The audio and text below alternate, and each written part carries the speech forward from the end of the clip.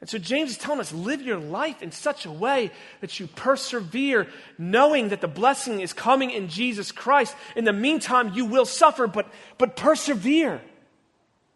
You know, we get angry and we want to quit. We want to quit. Paul, we don't have time to go to it right now, but Paul talks about his suffering in 2 Corinthians. He says, guys, I was beaten. I was whipped several times. I was stoned. I was lowered out of a basket outside the walls of a city because to sneak out, even I was half dead at that point. I've been beat up. I've been cursed out. I've had all kinds of suffering, and yet he could write and say, I consider it all a gain for Christ. I consider this life a loss. For me to live is to Christ and to die is gain. I've been crucified with Christ. These are the kinds of words that came out of a suffering servant of Jesus Christ. When we are tried,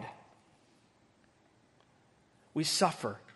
That's why James says, don't quit. But when we suffer with Christ. That's why James says, don't quit. 1 Peter 4, don't quit.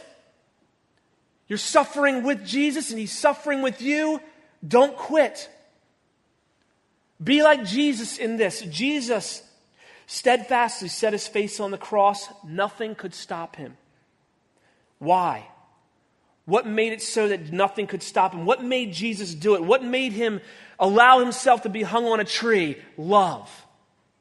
Love kept him on the cross. He loved us even though we are quitters. You see, because quitting is sin. When we quit on Jesus, we are sinning. Sin is quitting. Sin is quitting, it's disobedience. We were in a perfect relationship with God. God gave us a law, and we quit on that relationship. We quit obeying God. We quit glorifying God.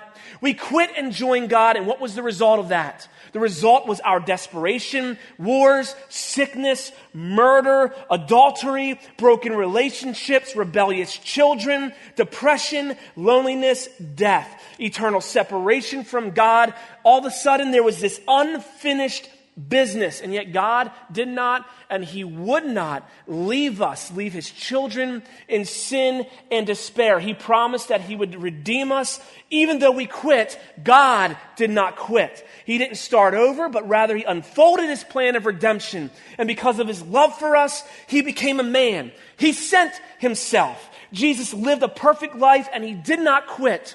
He did not quit when he was abused. He did not quit when he was accused. He did not quit when his disciples left him. He did not quit when he was betrayed. He did not quit when others did not believe. He did not quit when he was carrying the cross. He did not quit when they drove nails into his hands. He did not quit when the searing pain of a freshly ripped open back was pierced by the splinters of the cross. He did not quit when they smashed a crown of thorns into his head with a rod. He did not quit when he went it alone and his father turned his back on him. He did not quit after he was laid in the tomb. He took death into the ring and he dealt him a death blow. He did not quit when he rose again. To this day, Jesus has not quit fighting our enemies. He's making them a footstool. He's making all things new. He's crushing our enemies, and he will not quit until he comes back, until he restores this world, until he restores this people. That is what he means when he says that all that the Father has given him will come to them. He will keep them until he raises them up on the last day. This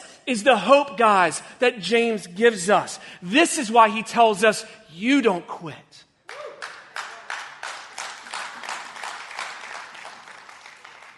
Jesus did not die a painless death. And he rose again for our justification. He rose and he defeated death. He ascended into heaven. He's sitting there right now, making all things new. See, Jesus now doesn't have a bad day. He lives in victory. He crushes our enemies. He always wins.